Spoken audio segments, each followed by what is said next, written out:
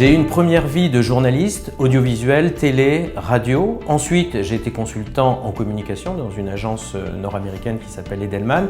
Et par la suite, directeur de la communication interne du Club Med, je suis resté 15 ans. C'est-à-dire un parcours à la fois dans l'information et dans la communication. Et je crois que c'est quelque chose qui est complémentaire. Donc le rôle du communicant interne, ça va être d'abord de faire comprendre l'entreprise aux salariés. C'est ce qu'on entend souvent, de donner du sens. Ça va être justement de pouvoir décrypter l'entreprise, les logiques d'entreprise, les stratégies d'entreprise pour que les salariés puissent comprendre à quoi ils contribuent et dans quel type d'univers et pour quel type d'objectifs ils travaillent. Le rôle du communicant interne, ça va être aussi de valoriser les collaborateurs, de les mettre en avant, de mettre en avant leur succès, de mettre en avant leurs compétences, de mettre en avant tout leur savoir-faire. Troisième fonction du communicant, c'est d'être un consultant interne. L'idée, c'est d'accompagner les managers, d'accompagner un président et de pouvoir le conseiller sur les moments dans lesquels il doit parler.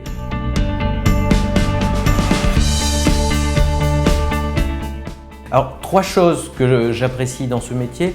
La première chose, c'est le contact, c'est la relation avec les différents acteurs de l'entreprise, avec les différents publics internes.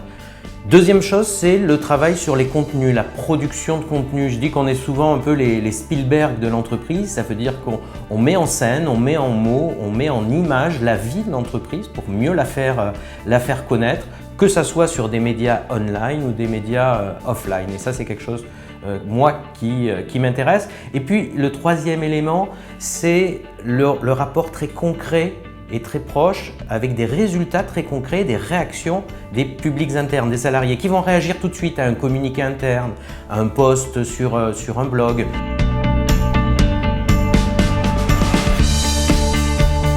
Dans ce métier, il y a plusieurs défis. Il y a un premier défi de bien comprendre les enjeux de l'entreprise, la stratégie de l'entreprise. Parce que c'est à partir du moment où on va bien comprendre qu'on va pouvoir bien expliquer. Il y a un deuxième défi qui est un nouveau défi dans l'entreprise, c'est ce qu'on appelle l'infobésité.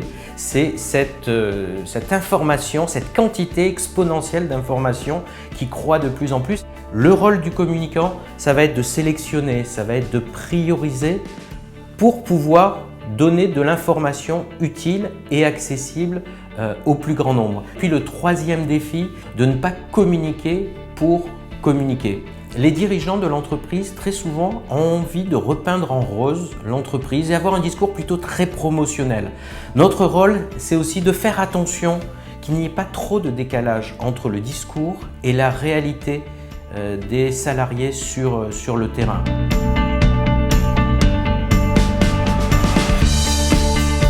Ce qui est important et qui me paraît majeur, c'est de développer des capacités d'empathie. Et j'ai envie de dire encore plus pour un communicant interne parce qu'on est en relation directe avec les publics vers lesquels on communique. La deuxième chose, c'est la capacité d'écoute. Avoir une écoute active, avoir une écoute attentive.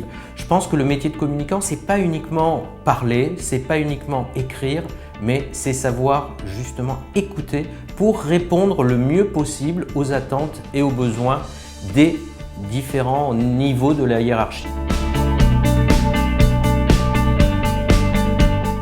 Premier conseil, c'est de développer une culture de généraliste. Aller lire, écouter, aller dans des séminaires, écouter des émissions de télé, radio, aller sur le web, aller piocher sur des sites français, internationaux. Je pense que ça, c'est quelque chose qui est essentiel.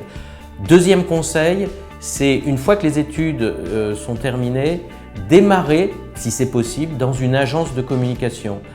C'est une école de formation qui va permettre d'accéder à différents types d'entreprises parce qu'on va avoir différents clients, donc différentes problématiques.